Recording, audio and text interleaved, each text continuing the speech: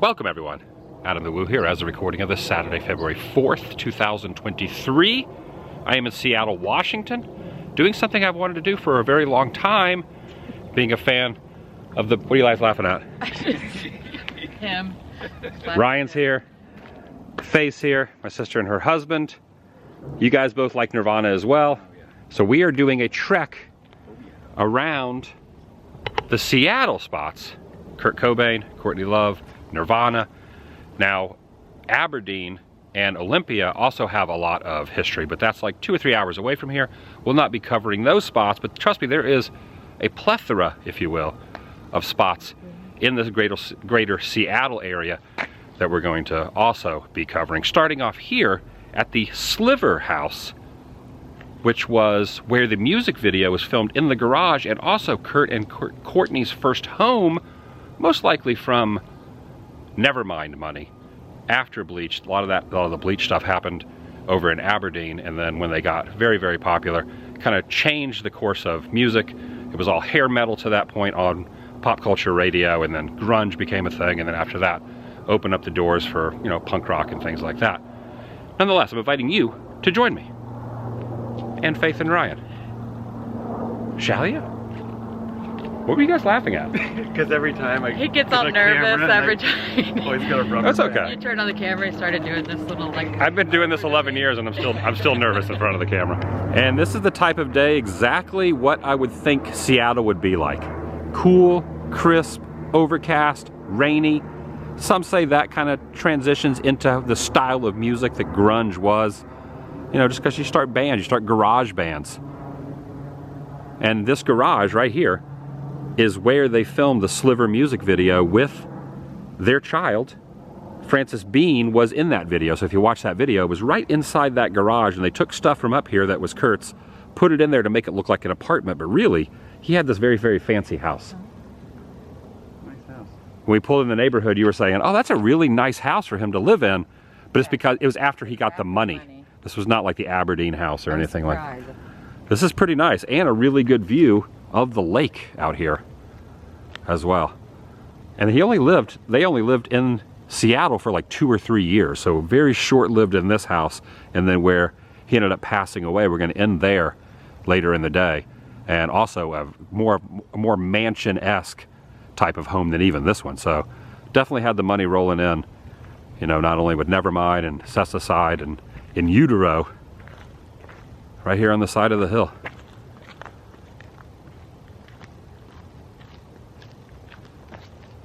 You also got to wonder how many people stop by here a day just to kind of see this. I'm sure the last house and the park bench and all that probably get a lot of people stopping, but I wonder how many people actually stop here to see it. This is on the corner of Lakeside Ave Northeast and Northeast 113th Street.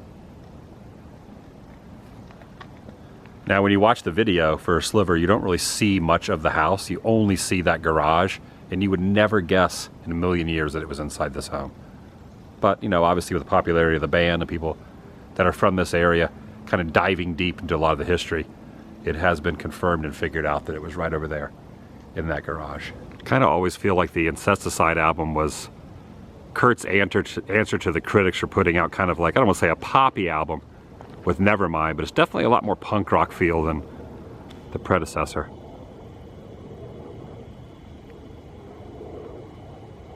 A little close-up of the garage before heading on to some other spots.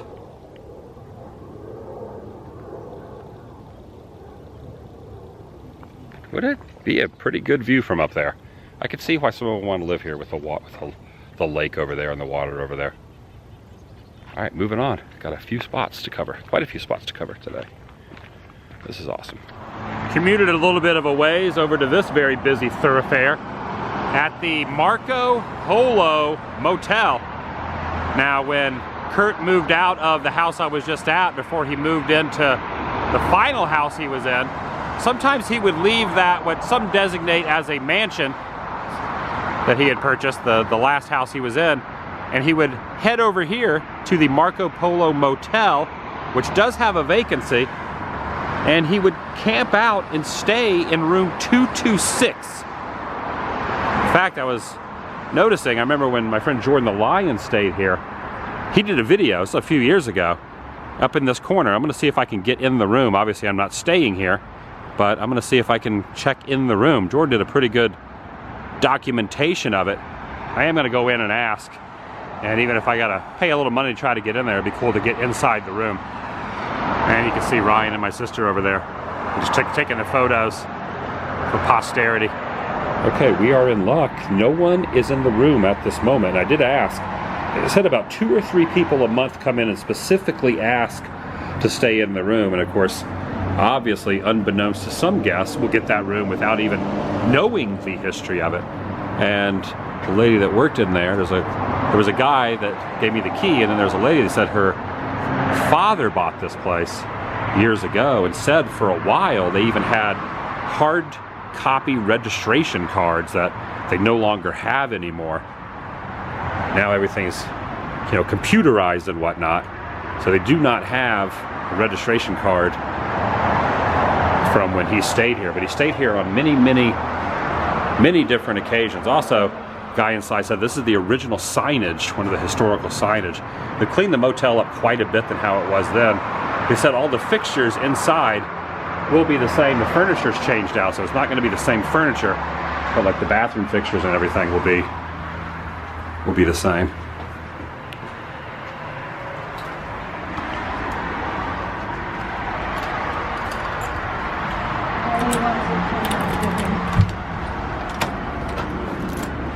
All right, this is it.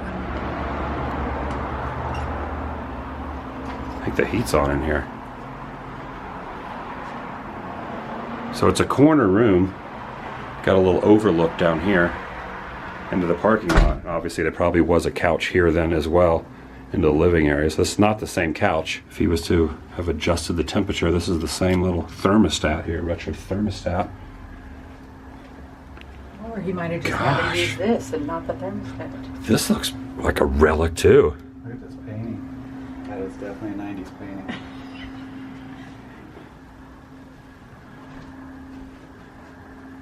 Again, it's kind of a weird vibe being in here, right? Knowing like he was in here for days, weeks on ends at certain times.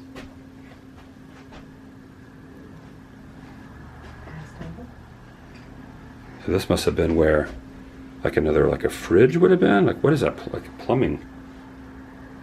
Or maybe a sink was there? I'm not really sure. You think he plugged his amps and stuff into the... I don't think he played it. I think he was just kind of here to do his thing. Don't want to go into too much detail what he was doing here, but this is the bathroom. Now they said it was the same fixtures, but these do look like... This looks like a new sink and a new commode. I don't think this was from like the early 90s. The tissue box area? Yeah, she said where Over the tissue here? box. I don't know. She said where there was a tissue box, everyone used to leave little Everyone was signing it, and then their dad painted over it. Oh, it might have been that it was right here. Right here is the tissue box. Yeah. So she said there was writing on Oh, yeah. People were signing on there. And obviously, this right here is original. Looking out upon there. Oh, look at that. Classic bug down there. VW Bug Bus. This is the corner of 42nd and Winslow Place. I mean, that is amazing. Yeah, maybe he sat right here and had some ideas from songs. Sometimes you do your best thinking on the commode. You know, open this up to get a little air out here. Here's the... Oh, wow. So there's not a tub. It's just a shower.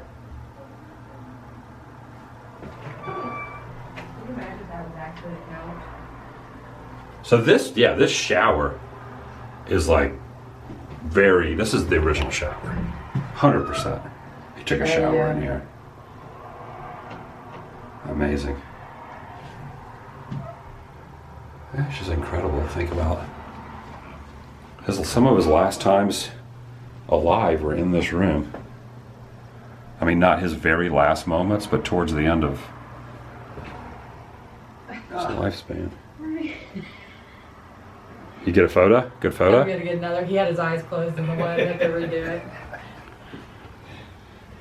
It's just... This is a light picture. What's that old? Yeah. Oh, it just turned on. Oh, you turned it on. Oh my gosh! Turns on. I was thinking, what the hell? Yeah, that probably is original light fixture.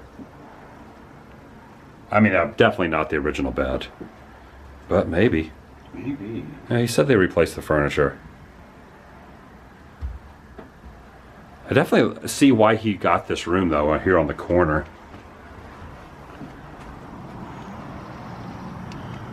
So the lady at the front desk said, well, how do you know this? How do you know it's true? How do you know that this is the room? Because the internet, you know, even though there's a lot of reliable sources on there, maybe they would all be feeding off of one other source. She said that Courtney Love wrote that this was the room number in her book, and that's how people know and have confirmed it as well. And we all know Courtney Love can be trusted. There's like a spotlight right there, like a heat light.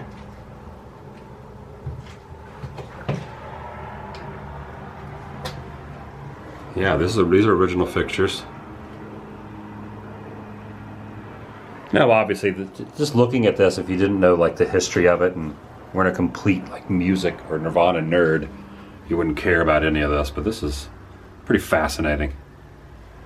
Like this is definitely the original closet, like pole there, and even this where the like door, there used to be. Sliding door. Yeah. Wonder if he was in here by himself all the time, or if anybody else came in here, if it was just like his little hideaway. Courtney knew about it. Yeah, true. Probably no photos in here either. This was like his little secret spot. Even looks like this is original doorknob here. So Kurt would open this door, in and out. He probably unpacked the suitcase when he put all his clothes away. Now see, if this was over just a little bit more, and this wouldn't open, there'd be something in the way. Maybe that's where it came. Something in the way. Oh, my foot, something's in the way. Yeah. It's an iconic pose. I was thinking that some of his text was a gross thought, but Also, a big thank you to this place for letting us in here. I was not expecting. I was just going to film it from the ground. I thought they were going to not even be happy that we were even in the parking lot, but they're very nice here. And this room's for rent. So if you show up and it's available, they will rent it to you. Also, no smoking in here. Those are probably not the rules back then. yes, and I guarantee you. Or they were disobeyed. There's smoking in here. You want to do the honors and lock the door back? Oh, sure. I know how much this means to you too. There it is. Oh, even look at this. There's the old. Wait, what is that? That's It's not like a a door. vacancy sign, Yeah. I think. If someone's in there, someone's not in there. Yeah. Inside the lobby of the check-in area is pretty awesome with this old air conditioner unit, this artwork over here.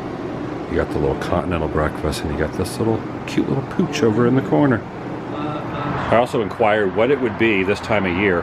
This might have been the old check-in area over here. This might have been like an after-hours window. And then up top, obviously the No Pets Please does not coincide with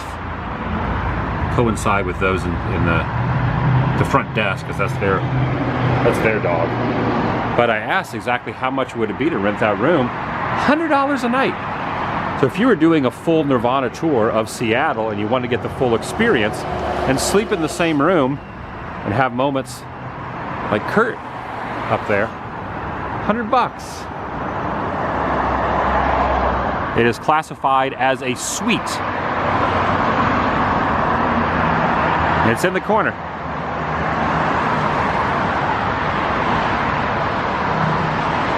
They are very, very, very kind here. Very nice. I tried giving them some money, gave them a little tip on the way out. The gentleman said no. He said it was against his religion to take money for kindness, and I find that awesome.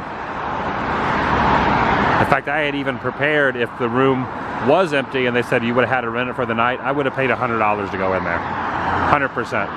Because that is just, got a lot of Nirvana memories. It kind of changed my outlook on music and got me into punk rock. It was the predecessor to punk rock. I know it's grunge, it was more of a rock, but it really opened up the floodgates of music, you know, from hair metal brought into pop culture and just kind of let other types of music, kind of grittier music, be known and come into the forefront. And got into Nirvana, and then after that got into a lot of punk bands like, you know, NoFX, Epitaph Records, Fat Records, stuff like that. Bad Religion, Green Day. I don't think there would be Green Day, as far as Green Day being as famous as they are. They would not have had the radio play that they had if it wasn't for Nirvana opening up that portal. This has been awesome so far. As stated, I've been wanting to do this for a heck of a long time. Years ago, I got to see Nirvana. I'm gonna look up the date, but it was at Lakeland Civic Center. Breeders opened up that concert. My car overheated, ruined the heads on my car. A police officer, drove me the extra 20 minutes down Highway 27 to get to Lakeland. I took the wrong turn, and I made it to the concert. And I had to go back the next day with the tow truck, tow my car, but I made it to the show, and I got to see Nirvana in concert on the In Utero tour. So definitely know a lot of the folklore, a lot of the history of the band and Kurt. So standing here and going to some of these other spots is really a cool experience for me. And I'm glad I'm doing it. On to the next spot. From the Marco Polo, on to the next spots. Nice rooms and jods. This place is great, and they were very, very nice. And as we go back by the motel sign, pretty good view. Downtown Seattle off in the distance over there, even though now it's obstructed by new buildings, so forget what I just said. The Space Needle, pretty good view of that. Made it downtown now to the Screwdriver Bar, also known as Rock and Roll Utopia, where they have this spray painted little outdoor seating area. Now this place was where Nirvana practiced between Bleach and between Nevermind, meaning that they would have written and practiced a lot of the songs for the album Nevermind, which became, you know, all the radio hits, Smells Like Teen Spirit, and all that would have been inside this building where they were practicing. And as from what I was reading, it appears as if after they left, the place kind of sat empty and desolate and abandoned before this bar took over. I'm not even sure if you can go inside. Maybe you can go inside? Open 4 to 2 nightly, so it's not open at the moment. It's right now, it is only 12:30. Yep, can't go in. Oh, it looks like it's upstairs. So it's up those stairs, meaning they would have had to hoist all their stuff up to the top floor when they practice. Nope, it's in the basement. Oh, it's in the basement. Okay. Right. Here on First Avenue, 2320, Suite 100, Bell Tower Pub, and then the basement is the Screwdriver Bar. So it would have been down in the basement. Which means it's that door there. Now, when I was in a punk band for a while, we played a lot of basement shows and things, so I understand loading in and out kind of difficult. They didn't really play any shows here. They just practice here. They use this as a practice space, rocking out some of the tunes from Nevermind. It's pretty amazing to really think about that, you know, soaked into these walls were the sounds of them practicing those songs that would make them famous down in the basement there. And this is located just right downtown. It's also raining. I've noticed the rain's not heavy rain though, it's just kind of a drizzle. But this is where the Rock and Roll Utopia was. Right in this building. Oh, there's like a mural there that's been, I don't know what that mural was. Yeah, Ryan just had a good point. Maybe they didn't have to go down the basement doors. Maybe there were some load-in doors. I guess that would make sense. Even if they did go in the basement, the load-in, they probably would load in around the back. Sometimes you can load in the front, but you can load in the back also. It's a possibility. Either way, you have to go down some stairs.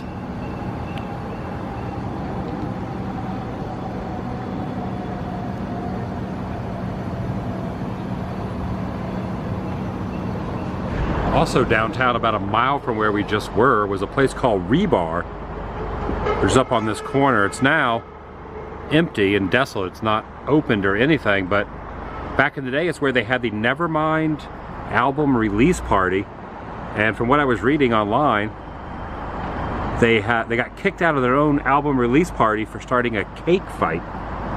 They had a big cake and they just started having a food fight.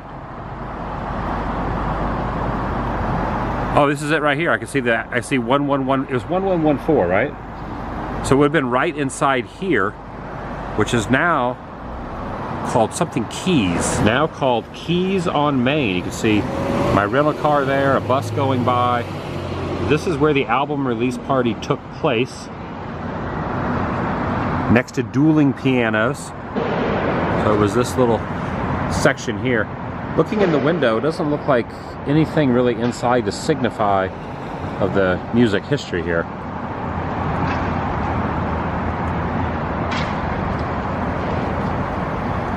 And this is it. All right, moving on to the next spot. Album release party for an album that pretty much changed music history in the 90s. Pretty wild to think about. 1114. What road is this? Howell Street, corner of Minor Ave and Howell. Still downtown, a few more blocks from where we just were, going to one of the places that he was last seen before his passing. And according to certain accounts, he was here the night before, or possibly the day of. But this establishment we're walking up to states that it was the last place that Kurt was seen alive. And it's interesting, it's right next to a guitar shop. There's a guitar shop right here. It's across the street on the right. Over here on the right? I think so. Corner of Boylston Ave, next to this grocery store. What were you reading that he was sitting in the back booth? Yeah. At Linda's? The last place he was seen on the day that he died, he had a beer in the back booth. Had a beer at Linda's Cocktails and Good Food. This place had just opened in '94. This is interesting though, it's like a little restaurant, but it says tools, radio, and tackle, and hippies must use side door. Go inside, see if there's anything in here that pertains to Nirvana. Also like all the flyers and stuff that are on the side. I'm gonna just step inside, see if we see. What was the booth again? It was a corner booth. The corner booth where he had a beer, possibly the day of, or maybe the night before. It's supposed to be the day of or the afternoon, I don't know exactly. No one knows what time The exact time. 1994. All right, we saw the corner booth. Talked to one of the waitresses in there. She said they really did not have a lot of Nirvana paraphernalia or any photos or anything, or even acknowledging it, but according to the lore, it was the one I just showed on camera from a couple different angles. Corner booth right below the staircase leading to the second floor. Had a lot of pretty neat items in there as well, very retro vibe to it. Lots of band stickers. I did see a Nirvana band sticker. Also, we checked the jukebox and it wasn't working, so we couldn't skim through, but they did have a lot of grunge. I just love this with all the bands. And the bar we were just in, the last place, one of the last places that Kurt was seen, was just like engulfed in like stickers everywhere. We went in the restroom and there was like stickers all in there. And these old flyers. Look at this right here, George Strait. All through here. This place over here has lots of cats and drinks too. And it was up on the corner, right up there. All right, back to the rental car, and we got a couple more spots. In fact, we're gonna eat at one of Kurt's favorite restaurants that he was seeing 2 days before his passing. So we're heading over there now. Now we were looking for any Cobain murals, and we saw this one. It looks like it's been painted over since this photo was taken. But it was right here in this parking lot. It is now called the Joybird. It was like a good heart-shaped box, Cobain, in utero era. Yeah, these ducks over here with the sirens going by. We are gonna grab, these ducks are looking for some food, but we're also gonna grab a bite to eat at a place called Cactus, which is one of the last places that he ate just a couple days before. It was one of his favorite restaurants, according to local lore. And also, from what we were seeing, there are more than one Cactus place. So I think maybe it's a chain. If it's not, there's a few other places in town, but this is the one that he would frequent, not too far from where his final home was. And it was said, we read a couple articles online, that just 2 days prior, he ended up eating at the Cactus place. So we're gonna grab a bite to eat at one of his favorite places. The parking's kind of interesting here. It's all back-end parking. So you have to go up, then you have to pull in backwards. And across the way, I can see the sign that says Cactus. It's a little teeny tiny place by the name of Cactus. All right, starting off with some chips and salsa here for a little appetizer. There's some interesting decor here. Here's a dragon up here. Here's another little like dragon over here.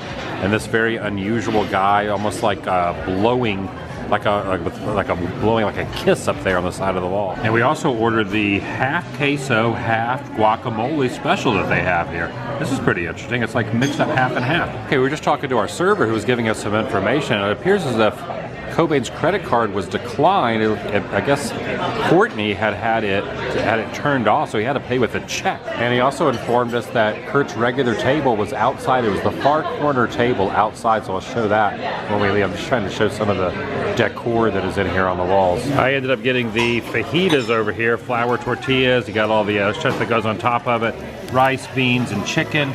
What'd you end up getting? Fish tacos. You went with the fish taco. What'd you get, Ryan? Smoked brisket, chimichanga. Smoked brisket, chimichanga. What were you gonna say? I pulled the camera away too quick. I was just gonna say these are black beans. Black beans. Yes, a veritable treasure trove of good food. And on the way out, just showing the inside one more time before kind of wandering out. And also wanted to show that table on the far end. If you're on the far little patio, it's the far corner table that server said that he was sitting at.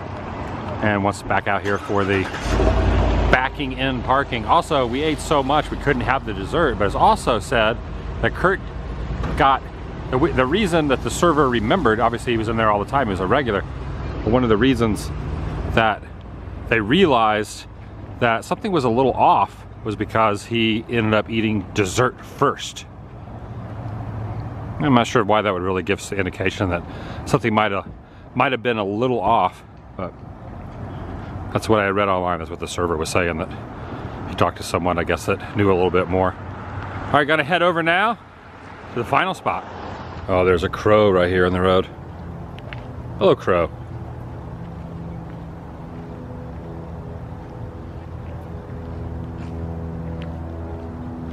Have now made it over to this waterfront area where the street lights have now come on, and take a look off in the distance.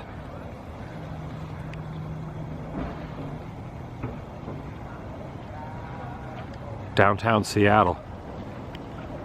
And up at the top of this hill, maybe 200 yards behind the parking area we just parked in, is the last residence that Kurt Cobain lived in. As seen all over the news in 1994. I remember it very, very well. And I have never been there, so it's going to be interesting to see with my own eyes. That was, what, 29 years ago? Yeah, next year will be the 30th anniversary of his passing. Time really does fly.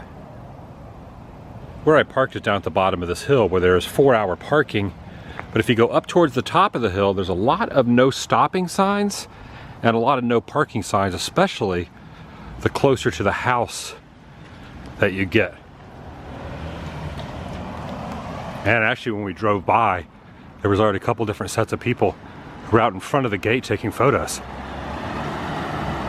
It's set up on the top of the hill now. Since he was here, they have grown up the foliage considerably and tried to hide the house with the shrubs.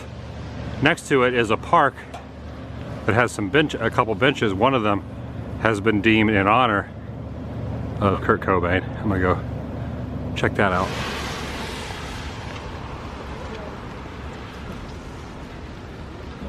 I'm not climbing through the bushes there. You gonna try to climb up the hedges? Like every movie.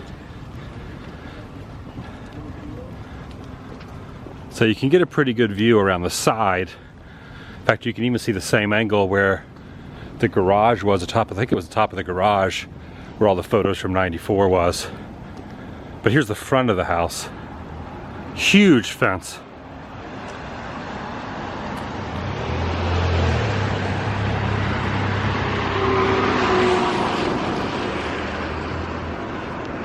It's cold out here, I can see my breath.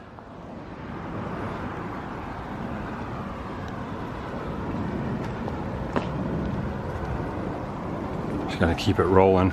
Walk around the corner, show the proximity to the bench right here.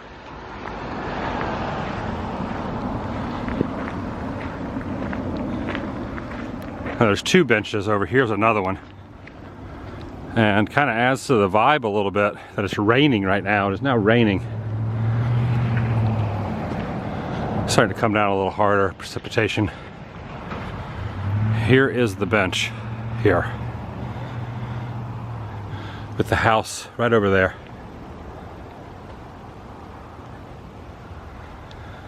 And really you can't sit on this because this has become a makeshift memorial. All different quotes all here. Here's Kurt on a sticker there, the flannel years. But you can see down here some Polaroid photo, some Band-Aids, some playing cards. There's a Target gift card, not sure why that's there. Domino, there's a note here. It says, "Thank you, Kurt." People have carved in their names and thoughts and inscriptions all along here. And also painted, Sharpied on.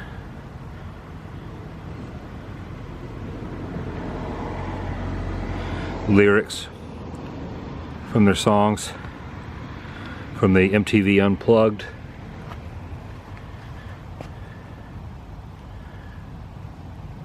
That's freaking great. Oh wow, yeah.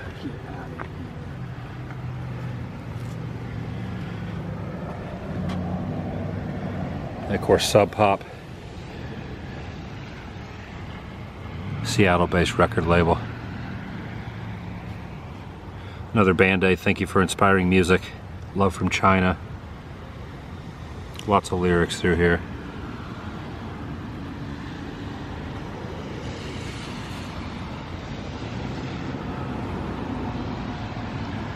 This is pretty wild.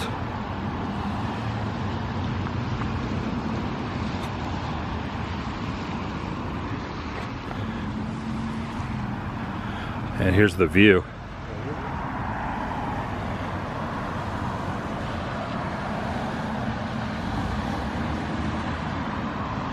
And you have to wonder if he ever came up here and just sat, just right next to his house. His house was right there. I would imagine he walked over here and down to the lakefront where we parked, or the waterfront, and just got a little view here from the bench. I would imagine so.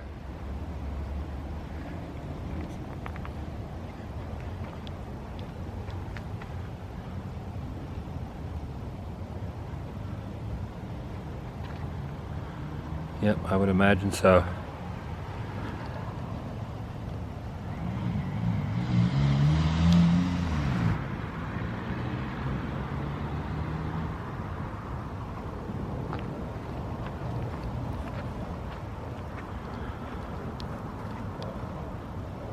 And there's the house right over there. I don't know what's more solemn. There you go.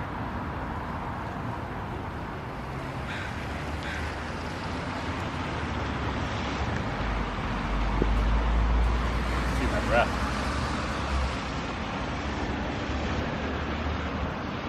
Do you see anything up the hill? There's a fence, but it's their property, where people have rode all over it and stuff. But you can't really, you can see some of the back of the house a little bit better. There is an angle where you should be able to see where the garage was. Oh, the whole garage is gone. That's why I can't see it. Okay. Yeah, but you could see the angle. Is that up there, you think?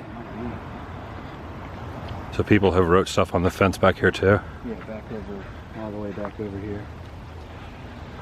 So I think the garage might have been over here on this side. So I think you got to get up there.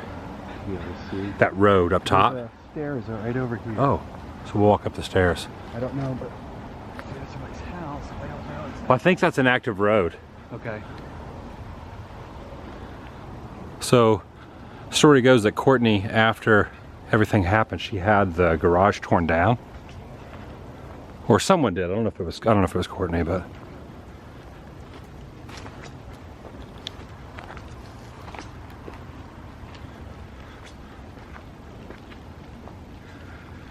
Wow, a lot of signatures. Very slick. Look at this, they've replaced this fence a number of times. People probably try to get over there. Wow, look at all these, look at all this.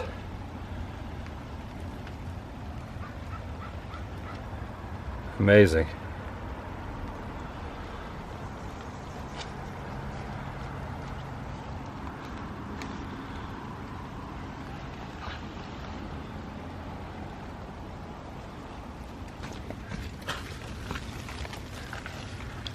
It's really incredible how people make the pilgrimage out here and leave their thoughts and their moments of, you know, things they wanted to share. People, it meant a lot to a lot of people. I always wanted to come out here.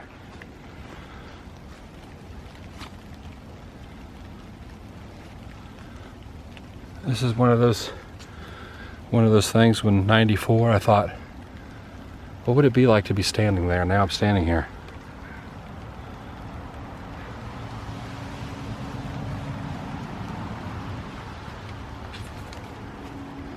I don't really have my bearings off now that the second portion of the extension has been bulldozed, but I believe it was right here. I believe that's where it was.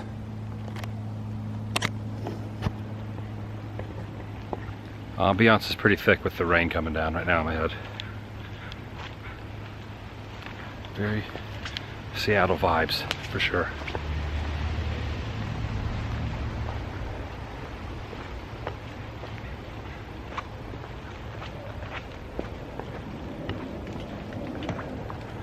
What's back in there?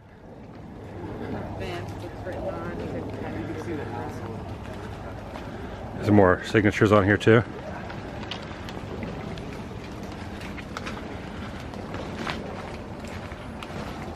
Oh yeah. Look at this. Oh my gosh. Look at the signatures all along this fence.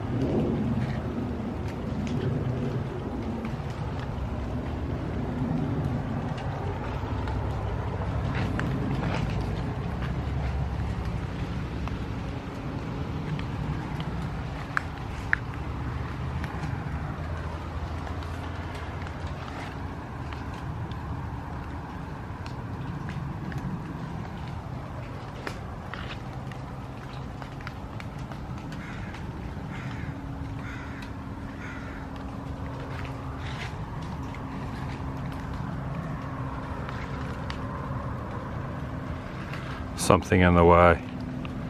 Yeah, this fence.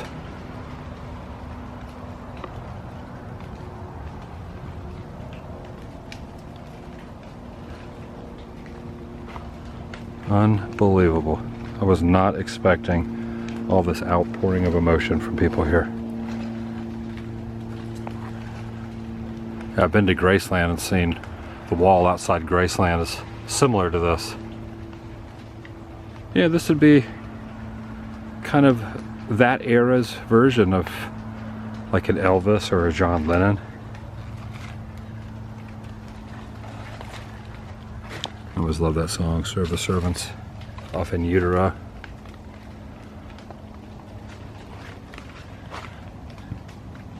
Underneath the bridge. Something in the way.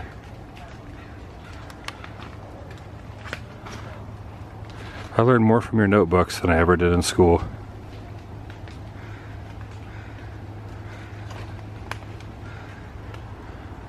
You know, a lot of people discard what musicians and people in pop culture or entertainers or anything has on people's lives.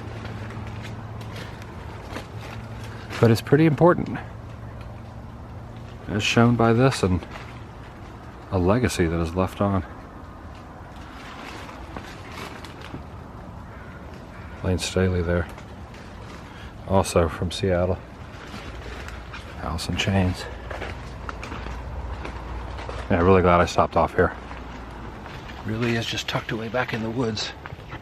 Back there.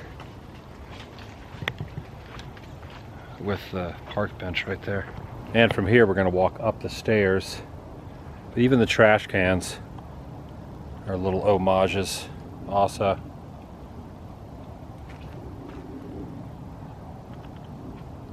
And even this park bench too, also decked out. Oh, this has been designated Lane Staley's bench.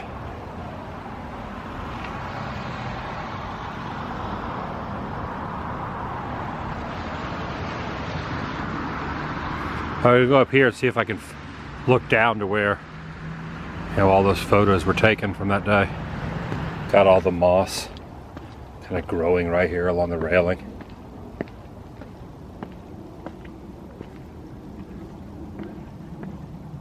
Okay, we walked up the stairs to this next little level. So we're basically standing. They put this fence up. They have grown up these hedges dramatically to where we really cannot see over.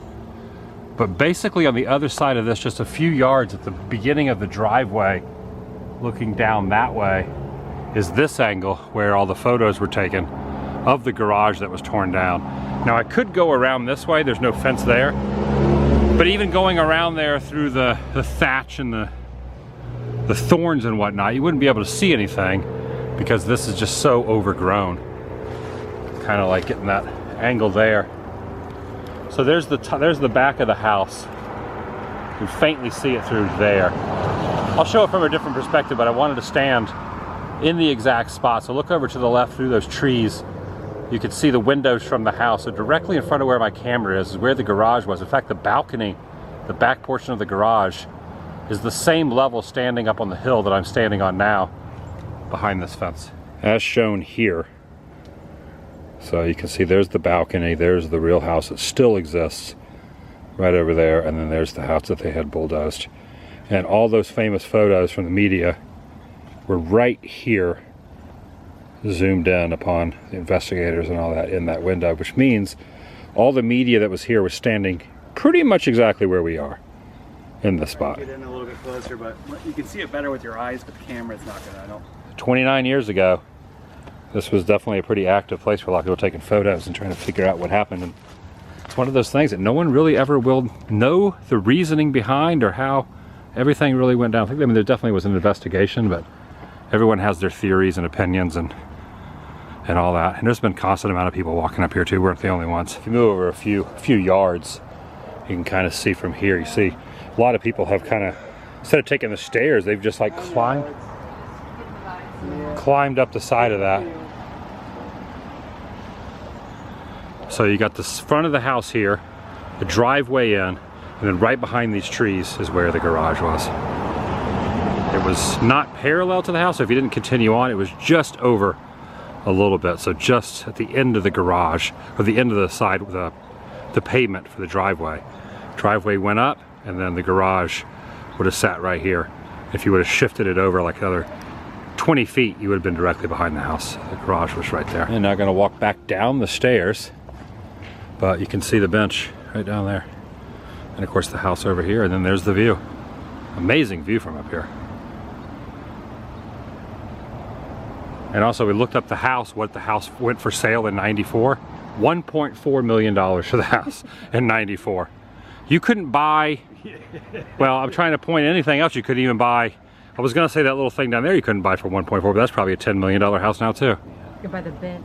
You could, if it was just a normal right, if it was a normal bench, it'd be like 500,000. That house now probably valued at, you know, 10, 15 million. Well, maybe not that much, but it's up there. I also found this old photograph, and this is looking from the front. One thing I never realized from watching all the news footage back in '94 is the back was exactly the same as the front. There was a little balcony on the front and the back. And take a look at this.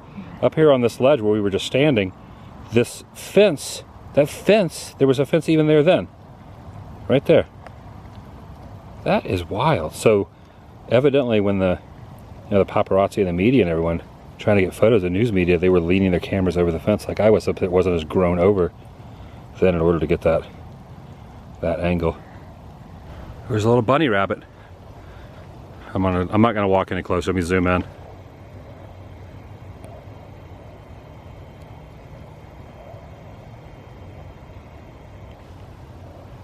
Oh, he's gone now. He went into the woods. It was in November of 1993 that I saw Nirvana opening act The Breeders at the Lakeland Civic Center in Central Florida under extenuating circumstances and a car that did not run very well and overheated. I made it to the show. Through a lot of trials and tribulations, I'm glad I did.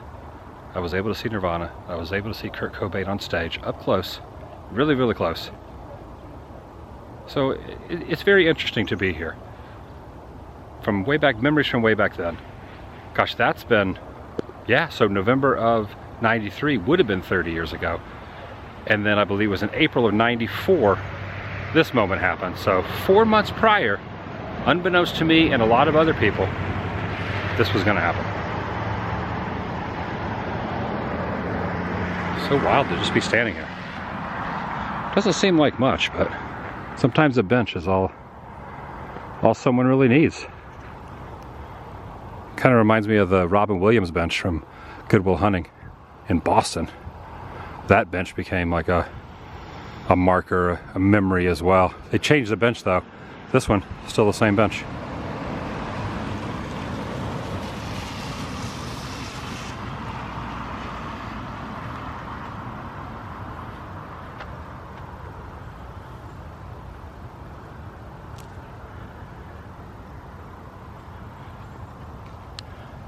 And that's going to do it for today.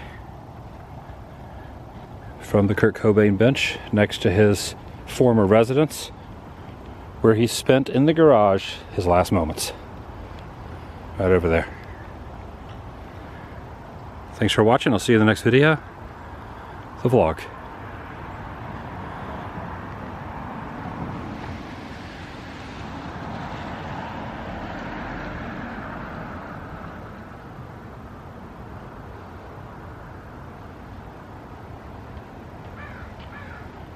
Is over.